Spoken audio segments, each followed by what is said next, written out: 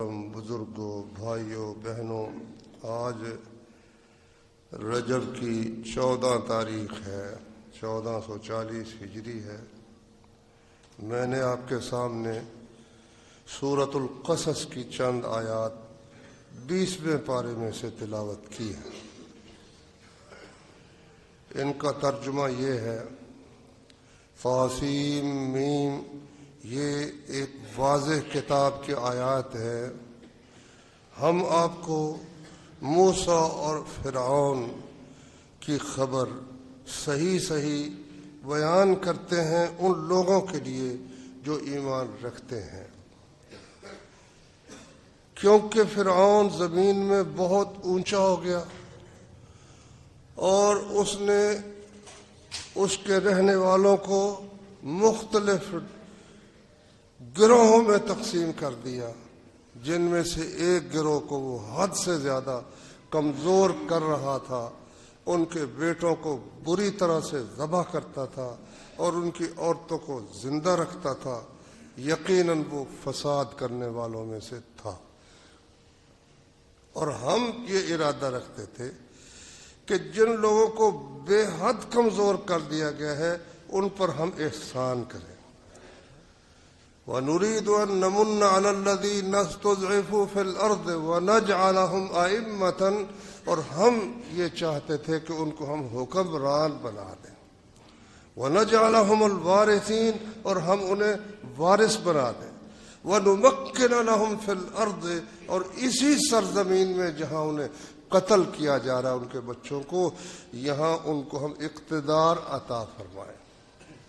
وَنُرِيَ فِرْعَوْنَ وَحَامَانَ وَجُنُودَهُمَا مِنْهُمْ مَا كَانُوا يَحْذَرُونَ، فرعون کو، حامان کو اور ان کے لشکروں کو ان بے بس لوگوں سے وہ چیز ان کی آنکھوں کے سامنے لے آئے جس سے وہ ڈرتے تھے۔ میرے بھائیوں، یہ سورت مکی سورت ہے اور اس وقت اتری جب مسلمانوں کا حال بہت ہی کمزور تھا، جس کو مشرک چاہتے پکڑ کر کوئلوں پر لٹا دیتے، جس کو چاہتے اسے قتل کر دیتے۔ خصوصاً جو غلام تھے یا لونڈیاں تھیں جو مسلمان ہو گئیں، ان پر تو حد سے زیادہ وہ ظلم و ستم کرتے تھے، اور جو آزاد بھی تھے ان کے بھی قریبی رشتہ دار ان کو بری طرح سے ان پر ظلم و ستم کرتے تھے۔ سعید بن زید رضی اللہ تعالی عنہ حضرت عمر کے بہنوئی، وہ کہتے ہیں مجھے خوب اچھی طرح یاد ہے کہ مجھے عمر باندھ کر مارا کرتے تھے مسلمان ہونے کی وجہ سے، اور عثمان بن عفان رضی اللہ تعالی عنہ جو بعد میں اللہ نے ان کو امیر المومنین بنا دیا، وہ ان کے عزیز صف میں لپیٹ کر ان کو دھونی ان کی ناک میں دیا کرتے تھے۔ خباب رضی اللہ تعالیٰ عنہ، حضرت عمر نے کہا خباب بتاؤ تمہارے ساتھ کیا ہوتا تھا؟ اس نے کہا امیر المومنین میری کمر سے ذرا کپڑا اٹھا کر دیکھیے، تو دیکھا تو وہ آگ سے جلے ہوئے گہرے زخم تھے۔ کہتا میرا جو مالک تھا وہ مجھے کوئلوں پر لٹا کرنا تو اوپر پتھر رکھ دیتا تھا، تو میرے جسم سے چربی پگھل کر ان انگاروں کو بجھاتی تھی، تو پھر میری جان اس کے بعد چھوٹتی تھی۔ بلال کو اس کا مالک پاؤں میں رسا باندھ کرنا، بچوں کے لڑکوں کے حوالے لو گلی میں کھینچتے پھرو۔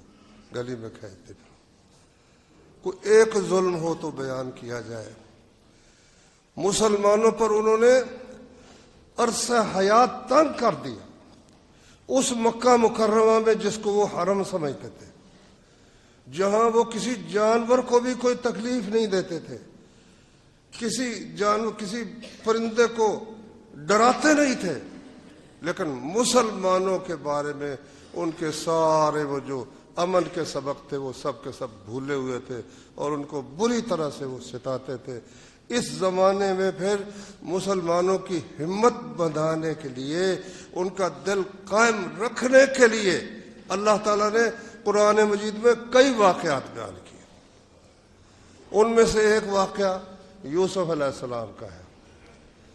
کہ یوسف علیہ السلام کو ان کے بھائیوں نے کس طرح سے کنویں میں پھینکا، کس طرح سے وہ غلام بنے، کس طرح بے وطنی اور غربت کی حالت میں ان کی پرورش ہوئی، کس طرح ان پر تہمتیں لگی، کس طرح اللہ نے ان کی صفائی فرمائی، پھر جیل میں رہے۔ پھر ایک وقت وہ آیا کہ وہ بادشاہ کے سب سے مقرب بن گئے اور بادشاہ نے سارا اقتدار ان کو دے دیا اختیار۔ اور پھر وہی بھائی جو تھے نا، وہ ایک وقت آیا کہ آئے اور یوسف علیہ السلام سے درخواست انہوں نے کی، کہتے ہیں یا ایھا العزیز مسنا، 2 دفعہ پہلے آ چکے تھے، 1 دفعہ پہلے آ چکے تھے، اب یہ دوسری بار تھی۔ تو 1 دفعہ پہلے آئے، تیسری بار تھی۔ تیسری بار جب آئے نا تو کہنے یا ایھا العزیز مسنا واہلنا الضر وجئنا ببضاعۃ مزجاۃ، اے عزیز مصر ہمیں بہت ہی تکلیف پہنچی ہے، یعنی قحط کی وجہ سے، غربت کی وجہ سے بہت ہی ہم کو تکلیف پہنچی ہے، اور ہم اب قیمت بھی گندم کی نہیں لا سکے کہ ہم گندم خرید کر لے جائیں۔ وجئنا ببضاعۃ مزجاۃ، ایک ہلکی بے قیمت سا سرمایہ ہم لے کر آئے ہیں۔ فاوف لنا الکیل، آپ یہ ہمیں گندم پوری دے دیں جتنے ہم آدمی ہیں۔ ایک آدمی کو 1 اونٹ کا بوجھ دیتے تھے، تو پیسے بھی ہمارے پاس کم ہیں۔ وتصدق علینا، ہم پر صدقہ کر۔ یہ وہ ہیں، وہ شیر جوان ہیں جنہوں نے کنویں میں پھینکا تھا۔ اللہ تعالیٰ اپنے نبی کو اور مسلمانوں کو یہ حوصلہ دے رہا ہے کہ ایک وقت آ رہا ہے، اسی طرح یہ جس طرح تمہیں وطن سے بے وطن کریں گے، تمہیں نکلنا پڑے گا، پھر ایک وقت آئے گا جب انہی لفظوں میں وہ درخواست کریں گے۔ تو یوسف علیہ السلام نے جب اپنے بھائیوں کا یہ دیکھا نا حال، تو برداشت نہیں کر سکے، کہنے لگے هل علمتم ما فعلتم بیوسف واخیہ، کیا تمہیں پتہ ہے کہ تم نے یوسف اور بھائی کے ساتھ کیا معاملہ کیا تھا؟ لیکن دیکھو ان کی یعنی بھائیوں کے متعلق درگزر کرنا حد سے بڑھ کر ہے۔ اذ انتم جاہلون، جب تم جاہل تھے تمہیں پتہ نہیں تھا۔ ہاں جی، یہ نہیں کہ اذ انتم ظالمون، جب تم بڑے ظالم تھے، نہیں تمہیں پتہ نہیں تھا۔ سوچنے لگے، کئی سال 20 سال گزر گئے کہ کتنے سال گزر گئے، یوسف کا تو نام و نشان نہیں ہے، یہ کیا بات ہے؟ تو کہنے لگے، عجیب الفاظ ہے، اِنَّكَ لَأَنْتَ یوسف، کیا بے شک یقیناً واقعی تو ہی یوسف ہے؟ کیا بھی کہہ رہے ہیں اور واقعی بھی کہہ رہے ہیں۔ قال انا یوسف وہذا اخی، ہاں میں یوسف ہوں، یہ میرا بھائی ہے۔ قد من اللہ علینا، اللہ نے ہم پر احسان کیا۔ انہ من یتق ویصبر، جو شخص تقوی اختیار کرے اور صبر کرے تو اللہ احسان کرنے والوں کے اجر کو ضائع نہیں کرتا۔ اچھا، اب بھائی کہنے لگے تاللہ لقد آثرک اللہ علینا، اللہ کی قسم اللہ نے آپ کو ہم پر برتری عطا فرمائی۔ وَإِن كُنَّا لَخَاطِئِينَ، اور یقیناً ہم خطا کار تھے، ہم غلط کام ہم نے کیا، ہم نے گناہ کیا۔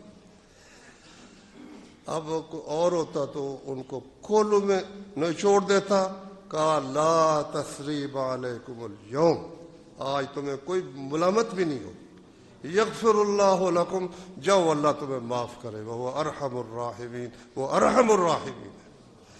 اس میں سبق ہے رسول اللہ صلی اللہ علیہ وسلم، فکر مت کرو، تمہیں نکلنا بھی پڑے گا، تم پر سختیاں بھی ہوں گی، مشکلات بھی پیش آئیں گی، مگر ایک وقت آئے گا کہ یہ بالکل اسی طرح سے یوسف علیہ السلام کے بھائیوں کی طرح آپ کے یہ قریشی بھائی بھی انہی الفاظ میں آپ سے معافی مانگیں گے۔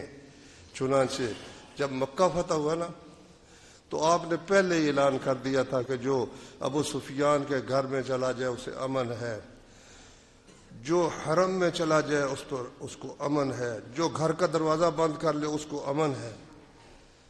نبی کریم صلی اللہ علیہ وسلم تشریف لائے، بیت اللہ کا طواف کیا اور سیڑھیوں پر، اونچی ہے نا کعبہ، دروازے پر کھڑے ہو گئے، سارا حرم بھرا ہوا تھا۔ فرمایا بتاؤ تمہارے ساتھ کیا سلوک کیا جائے؟ تو وہ کہنے لگے کہ اخن کریم وابن اخن کریم، آپ بڑے ہی کرم والے بھائی ہیں، بہت کرم والے ہمارے بھتیجے ہیں۔ تو مطلب اب دیکھو نا، وہ جو جس کے جانی دشمن تھے اب ان کو بھائی کہہ رہے ہیں۔ اس وقت اللہ کے رسول نے کیا فرمایا؟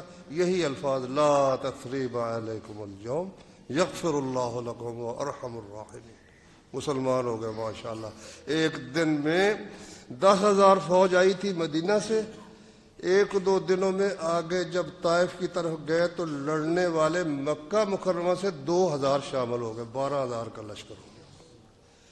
بیان میں یہ کر رہا تھا کہ یہ ایک مثال نہیں، قرآن مجید میں ان دنوں کے اندر مکے کے اندر اللہ نے پہلے انبیاء اور پہلی قوموں کی مثالیں دے دے کر مسلمانوں کا حوصلہ بڑھایا، ان کے دل کو مضبوط کیا کہ صبر کرو، صبر کرو، اللہ تعالیٰ تمہاری مدد ضرور کرے گا۔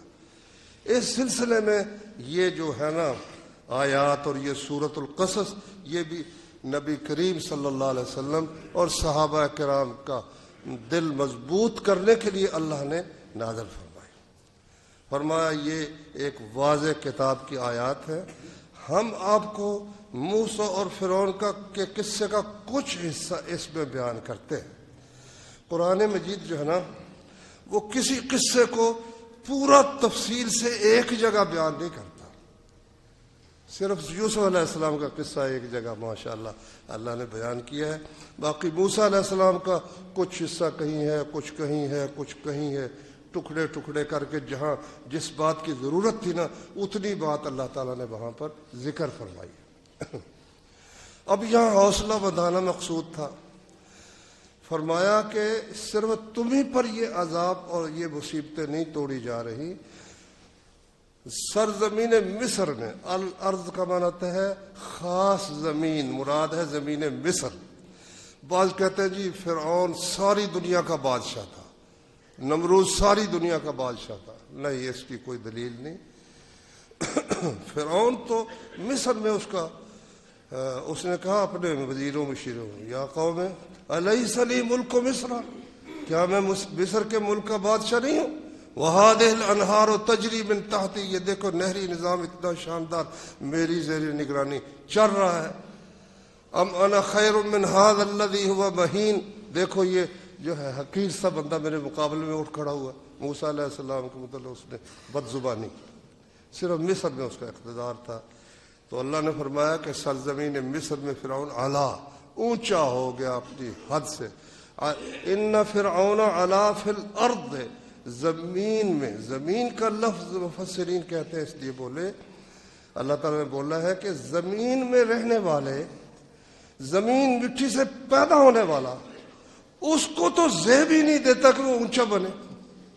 یہ تو جو عرش پر ہے اس کا حق ہے اونچا بننا، جو زمین کا رہنے والا ہے۔ ان فرعون علا فی الارض، زمین میں ہونے کے باوجود وہ جناب اپنی جگہ پر اونچا ہو گیا۔ اونچا کیا ہوا کہ بندہ تھا، انسان تھا، لیکن کہتا انا ربکم الاعلی، میں سب سے بڑا تمہارا رب میں ہوں، یہ دعویٰ کر دیا۔ وجعل اہلہا شیعا، اور اس نے اپنے ملک کے رہنے والوں کو مختلف گروہوں میں تقسیم کر دیا۔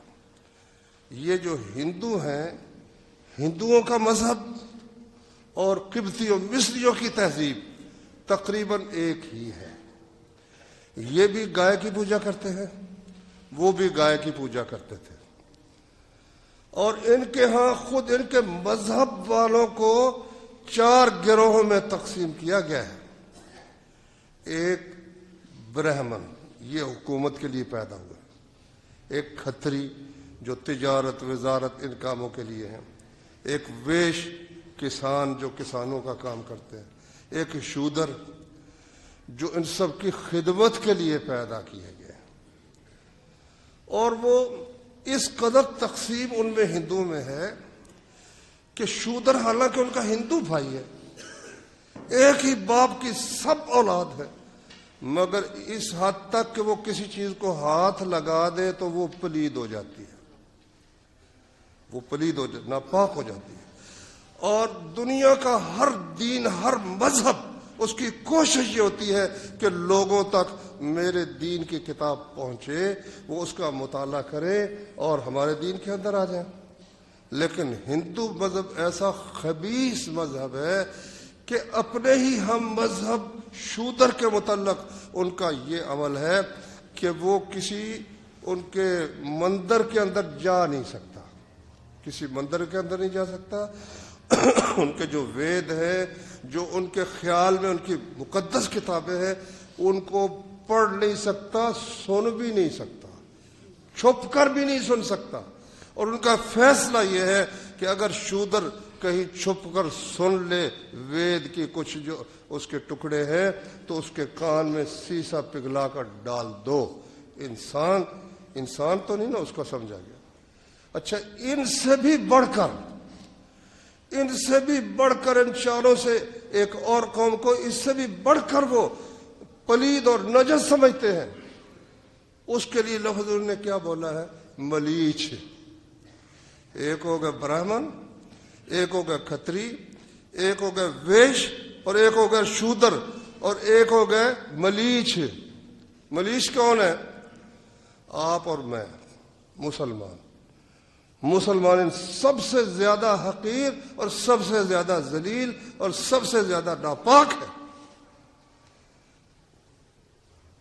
ڈاکٹر تقی الدین ہلالی مراکش کے ایک بہت بڑے علامہ تھے، تو وہ ہند میں بھی رہے، اس وقت کٹھا تھا ہندوستان پاکستان بننے سے پہلے۔ تو وہ کہتے ہیں کہ میرا جو میزبان تھا نا، ایک دن میں اس کے ساتھ بازار میں گیا، ایک دکان پر سوگی پڑی تھی، کشمش بڑی شاندار صاف ستھری، ڈھیر لگا ہوا تھا۔ میں اس کو دیکھنے کے لیے میں نے ہاتھ بڑھایا تو میرے ساتھی نے مجھے دھکا دیا، میں بمشکل گرنے سے بچا۔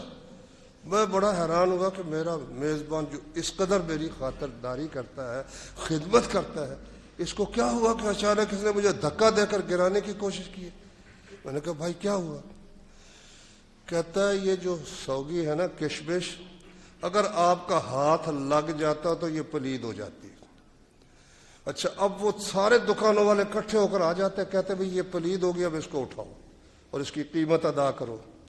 اب اتنے کے من دو من جتنا وہ ڈھیر تھا، کون اتنی قیمت ادا کرے؟ یہ مسلمانوں کے ساتھ ان کا معاملہ یہ تھا۔ اسٹیشنوں پر انگریز اس وقت حکمران تھا، اسٹیشنوں پر پانی کا انتظام ہوتا تھا، گھڑے ہوتے تھے اس وقت، تو وہاں لکھا ہوتا تھا یہ پانی ہندوؤں کے لیے ہے اور یہ جو ہے نا وہ دوسری قوموں کے لیے پانی بھی الگ۔ دکان سے اگر کوئی چیز خریدنی ہے، اپنا برتن لے کے جاؤ، وہ اوپر سے اس میں وہ دہی ڈال دیں گے یا دودھ ڈال دیں گے۔ اس قدر مسلمان کو نجس سمجھنے والی قوم، اور وہ بھی اسی طرح تھے۔ وہ تو ایک قدم اس سے بھی بڑھ گئے، ویسے ہندو بھی اس سے کمی نہیں کرتے۔ انہوں نے، ان کے خیال یہ پیدا ہوا، تفسیر طبری میں عبداللہ بن عباس رضی اللہ عنہ سے مروی ہے کہ وہ کہنے لگے کہ یہ بنی اسرائیل جو ہے نا، یہ آئے تھے مصر میں یوسف علیہ السلام کے زمانے میں۔ یوسف علیہ السلام کو اللہ نے جب حکومت عطا کی تو انہوں نے اپنے بھائیوں کو معاف کر کے کہا جاؤ اور والد صاحب کو اور اپنے بیوی بچے سب کو لے آؤ۔ وہ یہاں آ گئے، وہ بڑی عزت و احترام سے بہت مدت تک وہ رہے، لیکن پھر آہستہ آہستہ بدعملی کے نتیجے میں یہ لوگ جو ہے نا محکوم ہو گئے، اور مقامی لوگ جو قبطی تھے وہ ان پر غالب آ گئے، ان کی حکومت ہو گئی۔ اور وہ آپس میں سنتے تو رہتے تھے نا کہ بنی اسرائیل کہتے تھے کہ ہم میں اللہ تعالیٰ کا وعدہ ہے کہ نبی بھی ہوں گے، ہم میں بادشاہ بھی ہوں گے۔ اب ان کو یہ خطرہ کہ یہ ان کی آبادی بڑھ رہی ہے، آبادی بڑھ رہی، جس طرح اب خطرہ ہے ہندوؤں کو بھی خطرہ ہے، عیسائیوں کو بھی خطرہ ہے، دنیا کے ہر ملک کو خطرہ ہے کہ مسلمانوں کے ایٹم بم سے ہمیں اتنا خطرہ نہیں ہے جتنا ان کے آبادی کے بم سے ہمیں خطرہ ہے۔ ان کی آبادیاں سکڑ رہی ہیں، آبادیاں سکڑ رہی ہیں۔ پچھلے دنوں میں نے پڑھا اٹلی میں ایک شہر ہے، اس میں پتہ نہیں کتنے ہزار بندے رہتے تھے، سارے اس کو چھوڑ کر بہترین عمارتیں اور اس کے جو ہے نا چند بندے رہ گئے، آگے اولاد ہوئی کو نہیں، وہ نکل کر دوسرے شہروں کی طرف چلے گئے۔ انہوں نے اب انعام رکھا ہے کہ جو یہاں آئے مکان اس کو مفت ملے گا، دکان مفت ملے گی، اتنے لاکھ روپے ہم آتے ہی دیں گے، پھر ماہانہ وظیفہ بھی دیں گے۔ بندے ہی ان کے پاس کوئی نہیں۔ جو ہوتی ہے نا بد کردار قوم، زانی قوم، ان کی نسل اللہ تعالیٰ برباد کر دیتا ہے۔ تو اب مسلمانوں میں اللہ نے یہ خاندانی نظام رکھا ہے، نکاح کا سلسلہ رکھا ہے، وہ اپنے عیش و عشرت میں کسی بچے کو مخل ہونا نہیں دیکھ سکتے کہ ہمارے آرام میں کوئی خلل ہو۔ نتیجہ کسی کا ایک بچہ ہے، کسی کے دو ہے۔ ہمارے بھی کہتے ہیں بچے دو ہی اچھے، تو جو مر جان پھر کی کرو گے؟ دو ہی اچھے، اگر وہ فوت ہو جائے پھر نہیں۔ نبی کریم صلی اللہ علیہ وسلم نے فرمایا کہ ایسی عورتوں سے نکاح کرو جن کے ہاں بچے زیادہ پیدا ہوتے ہیں اور جو اپنے خاوندوں سے محبت رکھتی ہے۔ کہنے والے کہتے ہیں یہ کیسے پتہ چلے گا؟ پتہ چل جاتا، خاندان ہوتے ہیں نا، کئی خاندان ایسے ان کے ہوتے ہی ایک بچہ ہے، آگے وہ اس کا بیٹا بھی ایک ہی ہوتا ہے۔ فرمایا کوشش کرو ایسے خاندانوں میں جہاں اللہ تعالیٰ زیادہ بچے عطا کرتا ہے۔ اب دیکھو نا، کفار ہم پر حسد کرتے ہوئے اس حد تک پہنچ گئے کہ اپنا سارا جو گند ہے وہ یہاں لانا چاہتے ہیں، اور جو یہاں کی خبیث عورتیں ہیں نا وہ کھڑی ہوئی آگے۔ میں نے سنا کہ انا للہ و انا الیہ راجعون، اسلام آباد میں ایک مظاہرہ ہوا عورتوں کا، انہوں نے کارڈ اٹھا رکھے تھے، ہمارا جسم ہماری مرضی، ہمارا جسم ہماری مرضی۔ اور مرتد ہو تم، تمہارا جسم ہے اللہ کی امانت ہے، میرا جسم میرا تو نہیں ہے۔ قل ان صلاتی و نسکی و محیای و مماتی للہ رب العالمین، کہہ دے میری نماز، میری قربانی، میری زندگی، میری موت سب اللہ کے لیے ہے۔ وہ بد کرداری یہاں پھیلانے کے لیے، وہ جو بیٹھی نا اسمبلی میں خبیث قسم کی عورتیں، ان کے خبیث ساتھی، انہوں نے کیا کیا ہے؟ پہلے تو کہا 18 سال سے پہلے شادی عورت نہیں کر سکتی، پھر ایک اور قانون بنا دیا کہ اگر کوئی کرے نا تو اس کی رجسٹریشن نہیں ہوگی۔ نتیجہ کیا ہے کہ بچیاں عام طور پر 12 سال کی، 13 سال کی، کئی 11 سال کی جوان ہو جاتی ہیں۔ لڑکے جو ہیں اللہ کے فضل سے وہ 13-14 سال کے جوان ہو جاتے ہیں۔ اب ان کو اگر آپ بد کرداری سے بچانا چاہتے ہو تو نکاح کرو، ان کا ذمہ دار بنانا چاہتے ہو تو نکاح کرو، کر کے دیکھ لو۔ جو تمہارے کاروبار کی پرواہ نہیں کرتا، بات نہیں مانتا نا، اس کے گلے میں شادی کا پٹا ڈال دو، اللہ کے فضل سے سیدھا ہو جائے گا، آرام سے بالکل صحیح چلے گا۔ اللہ تعالیٰ کے جو قانون ہے وہ برکت والے ہیں۔ تو خیر میں یہ عرض کر رہا تھا